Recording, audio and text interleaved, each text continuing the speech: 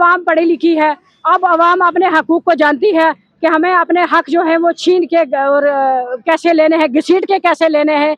आज वो पुराना ज़माना नहीं है कि हमें बेवकूफ़ बनाया जाता था, हमें लूटा जाता था। आवाम को और एक आम आदमी को जो है वो मतलब बेवकूफ़ बना के और झूठे वादे करके, आवाम पढ़ी लिखी है, जानती है अपने राइट को, अपने हकूक़ को।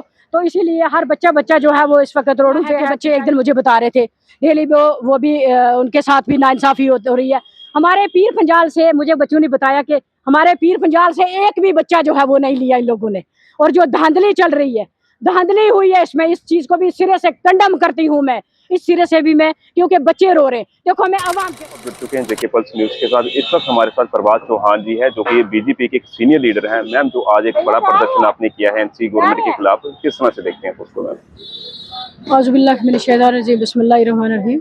अस्सलाम वालेकुम, सत श्री अकाल, नमस्कार, आदाब। मेरी पूरी जम्मू कश्मीर की देशवासियों को यौम आज़ादी की बहुत बहुत मुबारक हो। आज जो हमने आज सेक्रेटरीट घेराव, हमारा ये मिशन था कि जैसे एनसी सरकार ने और कांग्रेस और पीडीपी ने 70 साल से हमें कुछ नहीं दिया, आवाम को सिर्फ बेवकूफ़ बनाया। एज ए मैं वर्कर और एज ए एक मतलब आम आदमी बन के मैं आई, अपने लोगों के हकूक़ के लिए मैं रोड पे आई हूँ। हमारे लोगों को जो है वो 200 यूनिट जो बिजली देनी थी, उमर अब्दुल्ला जी ने वादा किया था। उसके बाद उन्होंने बोला था कि फ्री सिलेंडर जो है वो महिलाओं को दिए जाएंगे, फ्री राशन दिया जाएगा, और भी बहुत बड़े जुमलेबाजी थी, लाख नौकरी थी। तो मुझे कुछ भी नहीं उसमें से नज़र, एक भी जो वादा था वो हमें नज़र नहीं आया। वही सियासी जुमलेबाजी जो 70 साल से सियासी जुमलेबाजी चलती आ रही है, अभी तक भी वही लोगों को बेवकूफ़ बनाया जा रहा है। अब जो है आवाम पढ़ी लिखी है, अब आवाम अपने हकूक़ को जानती है कि हमें अपने हक जो है वो छीन के और कैसे लेने हैं, घसीट के कैसे लेने हैं। आज वो पुराना ज़माना नहीं है कि हमें बेवकूफ़ बनाया जाता था, हमें लूटा जाता था। आवाम को और एक आम आदमी को जो है वो मतलब बेवकूफ़ बना के और झूठे वादे करके, आवाम पढ़ी लिखी है, जानती है अपने राइट को, अपने हकूक़ को। तो इसीलिए हर बच्चा जो है वो इस वक़्त रोडों पे है, कि चाहे वो डेली यूज़र है, चाहे वो एसपीओज़ है, चाहे वो आशा वर्कर है, चाहे वो क्या नाम है आंगनवाड़ी वर्कर है, इवन के जो भी है, सब लोग जो हैं वो हाहाकार मचा हुआ है। बहन बेटियां रो रही हैं, उनके लिए कोई पॉलिसी नहीं बनाई है। शकीना इतू जी बड़े बड़े दावे करती हैं, वो बड़ी बार मिनिस्टर रही हैं, तो उन्होंने कोई किसी बहन बेटी के लिए कोई पॉलिसी नहीं बनाई है। ऊपर से जो हमारा पुंछ हॉस्पिटल है, उसको बूचड़खाना बना के रखा हुआ है। जो जीएमसी रजौरी है, उसमें कोई डॉक्टर नहीं है, कोई फैसिलिटी नहीं है। यहाँ पे भी आप देखते हो आए दिन जीएमसी में भी हमें पब्लिक को मारा जाता है, पब्लिक के साथ मिसबिहेवियर कहीं ना कहीं हमें जो छोटे डॉक्टर हैं वो करने को दिखते हैं, तो वीडियो वायरल होती हैं। तो शकीना इतू जी क्या पॉलिसी बना रही है हेल्थ के लिए, वो क्या कर रही है? एक बहन है, एक वो भी उसको भी एक लेडीज है, उसको लेडीज के लिए कोई पॉलिसी बनानी चाहिए, वुमेन्स एम्पावरमेंट को उसको करना चाहिए, अगर उसको ऊपर वाले ने कहीं मौका दिया। बहुत बार इनको मौका दिया, इन्होंने सिर्फ अपने घर भरे हैं। इनको प्रोटोकॉल चाहिए, इनको गाड़ी चाहिए, इनको बंगले चाहिए, इनको ऐशो इशरत चाहिए, इनको पब्लिक से कोई लेना देना नहीं है। ये महलों में एसी के नीचे पले हुए, ये बचपन से इनको वो मतलब तानेशाही की ज़िंदगी में जिए हैं, ये अपने प्रोटोकॉल में जिए। इनको क्या कदर है कि गरीब क्या है, इनको क्या पता है रेडी वाला घोड़े वाला मजदूर की क्या कदर है।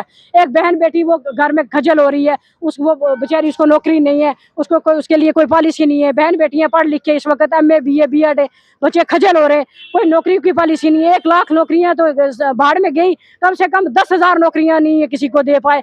अब मुझे बताए ये सरकार में कोई हमें सहूलियत ना तो थी और ना आज है।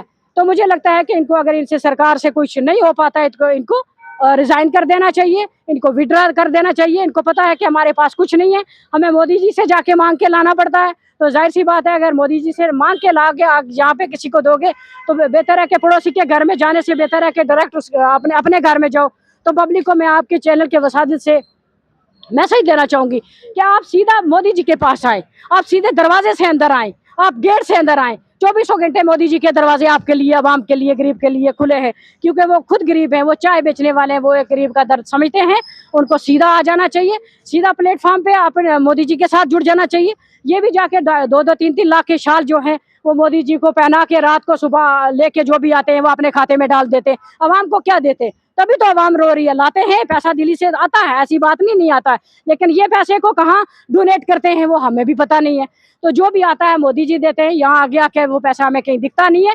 तो इसीलिए हम अवाम को कहते हैं कि पहले भी 70 साल से आपके पैसे की चोरी हो रही थी, आज भी आपके पैसे के साथ खिलवाड़ किया जा रहा है और आपको राइट रास्ता चुनना चाहिए। मेरी बहन बेटियों को, मैं जम्मू कश्मीर की बहन बेटियों को यहाँ से एक मैसेज देना चाहती हूँ कि प्लीज़ आप अपने राइट को जाने, अपने हकूक़ को जाने और अपने आप को जाने और अपने आप को समझें और राइट फैसला चुने। और इस सरकार से हम तंग आ चुके हैं, पक गए हैं, अग गए हैं। सिर्फ ये टोपी पहनते हैं, टोपी मेरी नकल करने से उमर अब्दुल्ला जी ने पहले कभी टोपी नहीं पहनी। जब से परवाज चौहान ने पहनी टोपी तो उमर अब्दुल्ला जी ने टोपी पहनना स्टार्ट कर ली।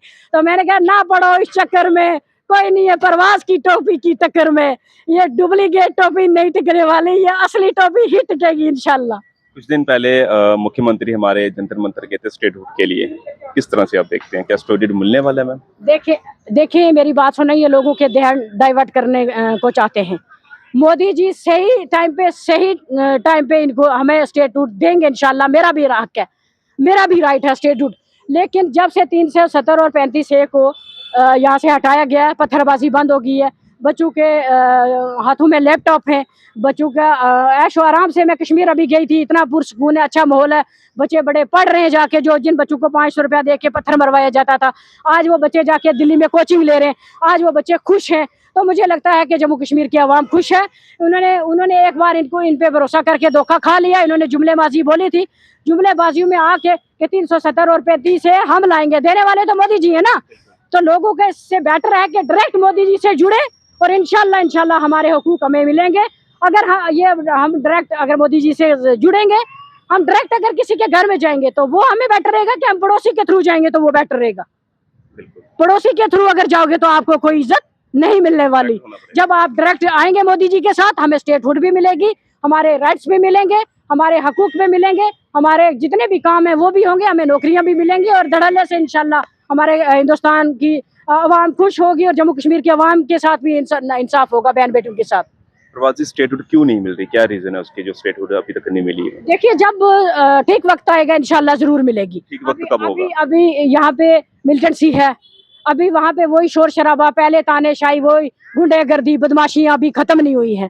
तो मुझे लगता है इंशाल्लाह जब ये चीज़ें सारी खत्म होगी तो स्टेटहुड के साथ मैं भी हूँ, मेरा भी हक है, मैं भी जम्मू कश्मीर की बाशिंदी हूँ। जब सही वक्त आएगा इंशाल्लाह मोदी जी देंगे। जब मोदी जी के साथ जुड़ेंगे आप, हम चलेंगे आपके साथ स्टेटहुड लाने के लिए और इंशाल्लाह लेके आएंगे। ये प्रवास का वादा है, आप हमारे साथ आओ। मेरा आवाम से वादा है कि हम लेंगे स्टेटहुड। एक आम आदमी, एक वर्कर, कोई लीडर की जरूरत नहीं, घोड़े वाला, रेड़ी वाला और मजदूरी वाला, एक मजदूर हमारे साथ चलेगा तो इंशाल्लाह उसको स्टेटहुड उसका आके हम लेके देंगे। इंशाल्लाह हमारे साथ आपको जुड़ना होगा, हमारे साथ चलना होगा तो स्टेटहुड इंशाल्लाह आपको मिलेगी। प्रवासी कुछ खेल के बच्चे जो आउटस्टैंडिंग स्पोर्ट पर्सन है वो कहीं ना कहीं सड़कों पर बैठे, काफी देर से वो बैठे हैं, भूख हड़ताल भी की, लगातार प्रदर्शन करें काफी महीने से, अभी तक उनकी सुनवाई नहीं हुई, किस तरह से देखते हैं आप? देखिए वो भी मैंने सुना है कि बच्चे एक दिन मुझे बता रहे थे डेली वो भी उनके साथ भी नाइंसाफी हो रही है। हमारे पीर पंजाल से मुझे बच्चों ने बताया कि हमारे पीर पंजाल से एक भी बच्चा जो है वो नहीं लिया इन लोगों ने।